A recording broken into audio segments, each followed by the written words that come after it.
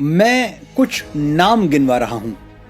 आपको यह बताना है कि इनके बीच समानता क्या है, कौन सा धागा इन सबको एक दूसरे से जोड़ता है। शहीद भगत सिंह, वीर सावरकर, मदन लाल ढींगरा, राम प्रसाद बिस्मिल, अशफाक उल्लाह खान और लाला लाजपत राय। समानता ये है कि ये सब भारत भक्त थे और ये सब जिस मशाल की रोशनी में स्वतंत्रता के पथ पर आगे बढ़े, उस मशाल का नाम था महर्षि दयानंद सरस्वती। नमस्कार, मैं हूं मनोज मुंतशिर और आज मैं आपको उस ज्योतिपुंज, उस युग पुरुष के बारे में बताऊंगा जिसे बाएं हाथ से लिखे हुए इतिहास में वो स्थान, वो मान नहीं मिला जो मिलना चाहिए था। दुनिया को अपना सर्वश्रेष्ठ दीजिए, आपके पास सर्वश्रेष्ठ लौट कर आएगा। आर्यावर्त उठ, जाग, आगे बढ़, समय आ गया है नए युग में प्रवेश कर। ये शब्द हैं भारत की महान ऋषि परंपरा में जन्मे श्री मूल शंकर तिवारी के, जिन्हें आज हम स्वामी दयानंद सरस्वती के नाम से याद करते हैं। स्वामी जी गुलाम भारत में जन्मे थे, जब कंपनी सरकार अपने खजाने भरने के लिए भारत की अस्मिता और गौरव को दिन रात लूट रही थी। अंग्रेज जानते थे कि भारत में आस्था, ज्ञान और स्वाभिमान की जड़ें कितनी गहरी हैं। उन्हें आभास था कि बिना संस्कृति की जड़ काटे भारत को ज्यादा दिनों तक गुलाम बनाए रखना संभव नहीं होगा। लॉर्ड मैकाले का वो कथन तो आपको याद ही होगा, भारतीयों में हीन भावना भर दो, उन्हें विश्वास दिला दो कि उनकी संस्कृति पिछड़ी हुई है, परंपराएं और मान्यताएं खोखली हैं। यहां तक कि भारतीयों का पहनावा, उनका खान पान, बोली भाषा सब क्षुद्र है।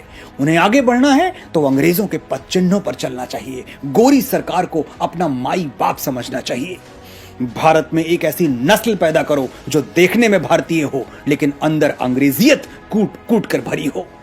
अंग्रेजियत का यही अंधा मोह इन्हें सदियों सदियों तक हमारा गुलाम बनाए रखेगा और भारत में ब्रिटिश राज का सूर्य कभी अस्त नहीं होगा।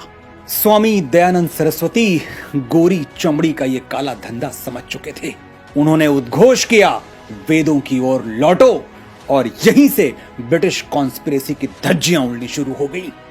इसे भारत का दुर्भाग्य कह लें या फिर तथाकथित बुद्धिजीवियों की कलुषित सोच, जिन्होंने सेक्युलर सिलेबस के नाम पर भगोड़े अकबर बाबर तो हमें बचपन से ही रटा दिए, लेकिन स्वामी जी के विचारों से सदैव दूर रखा। जब अंग्रेजी पढ़े हुए तमाम तथाकथित भारतीय बुद्धिजीवी अंग्रेजों को अपना मसीहा मानने लगे थे और अपनी झूठी शान बढ़ाने के लिए अंग्रेजों के पीछे दुम हिलाते फिरते थे, महर्षि दयानंद सरस्वती हिंदी भाषा और महान भारतीय वैदिक परंपरा का प्रचार निडर होकर किया करते थे। यही कारण था कि फिरंगियों की भवें स्वामी जी पर सदैव तनी रहती थीं। दमनकारी अंग्रेजी राज में जब लोग अंग्रेजों के आगे आंख उठाने से डरते थे, तब स्वामी जी खुलकर कहते थे कि भारत सिर्फ भारतीयों के लिए है, अंग्रेजों को यहां से जाना ही होगा। स्वामी जी ने ही सबसे पहले स्वराज का नारा दिया था, जिसे आगे चलकर श्री बाल गंगाधर तिलक ने जन वाक्य बना दिया, मूल मंत्र बना दिया। सरदार पटेल ने स्पष्ट शब्दों में कहा था, भारत की स्वतंत्रता की नींव वास्तव में स्वामी दयानंद सरस्वती ने ही डाली थी।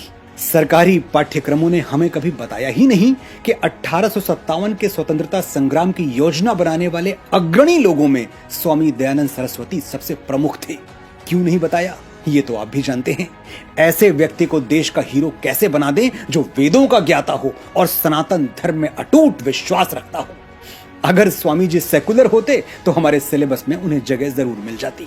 खैर, तब नहीं तो अब सही, मैं और आप स्वामी जी, सावरकर, बाल गंगाधर तिलक जैसे महापुरुषों को अपने मन में स्थान दें, अपने बच्चों को उनकी कहानियां सुनाकर बड़ा करें, तो वो दिन दूर नहीं जब पाठ्यक्रम बदल दिए जाएंगे। स्वामी जी का एक किस्सा सुनाता हूं।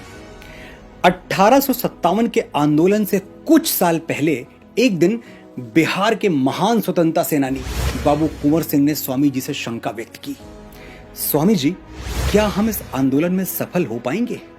स्वामी जी मुस्कुराए और बड़ी विनम्रता से कहा, कुंवर, भारत 100 वर्षों में गुलाम हुआ है, इसे स्वतंत्र होने में भी लगभग इतना ही समय लगेगा। कुंवर सिंह ने पूछा, स्वामी जी, फिर हमारा ये आंदोलन, इसका क्या होगा? हम इतने प्राणों की आहुति क्या व्यर्थ में दे रहे हैं? स्वामी जी ने कहा, कुंवर, स्वतंत्रता सस्ती नहीं मिलती। अनेक वर्षों तक असंख्य प्राणों की आहुति देनी होगी। संघर्ष की एक लंबी प्रक्रिया से गुजरना होगा। हम तो बस वो शुरुआत कर रहे हैं जो आज तक किसी ने नहीं की। कोई तो सूद चुकाए, कोई तो जिम्मा ले उस इनकलाब का जो आज तक उधार सा है। स्वामी जी जानते थे कि 1857 में विजय नहीं मिलेगी, लेकिन बिगुल तो बजेगा। भारतवर्ष के प्राणों में कंपन तो होगा, धरती डोलेगी तो, और साहिब बहादुरों की छाती में धसी हुई हिंदुस्तानी गोलियां महारानी विक्टोरिया को डराएंगी तो। ये भी क्या कम है? स्वामी जी ने जो 100 वर्षों की भविष्यवाणी की थी वो सच हुई। 1947 आते आते क्रांतिकारियों ने अंग्रेजों के पैरों तले से भारत की जमीन खींच ली और लाद दिया उनका सामान ब्रिटेन जाने वाले पानी के जहाज में।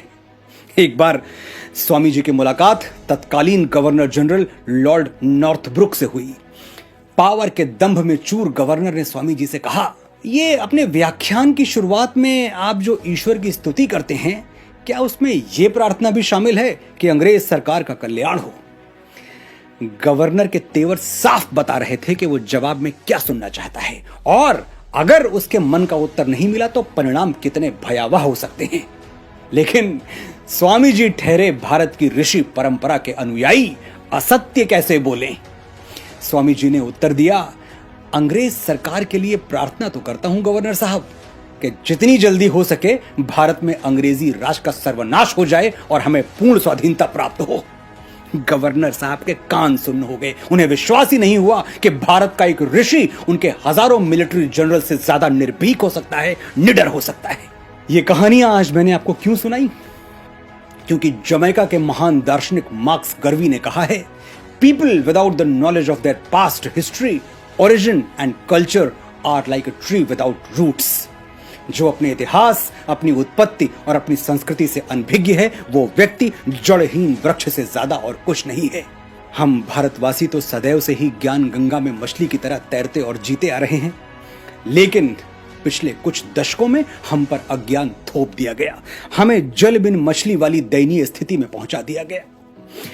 जो हुआ वो गलत था, लेकिन इससे भी ज्यादा गलत होगा कि हम अपने अज्ञान को नियति मानकर स्वीकार कर लें। स्वामी जी कहते थे, अज्ञानी होना गलत नहीं है, अज्ञानी बने रहना गलत है। इसलिए जागो भारतीयों, रहो चाहे जहां, लेकिन अपनी संस्कृति, अपने साहित्य और अपनी महान विभूतियों पर सदैव गर्व करते रहो। आज परम आदरणीय स्वामी दयानंद सरस्वती जी की जयंती है। सोशल मीडिया पर पोस्ट करें, यारों दोस्तों से इसकी चर्चा करें, घर परिवार में बच्चों को बताएं कि आज का दिन कितना शुभ है और क्यों शुभ है। हम अपने महानायकों को जीवित रखेंगे, तभी हमारा भारत जीवित और जागृत रहेगा। आपने इतने धैर्य से मुझे सुना, आभार।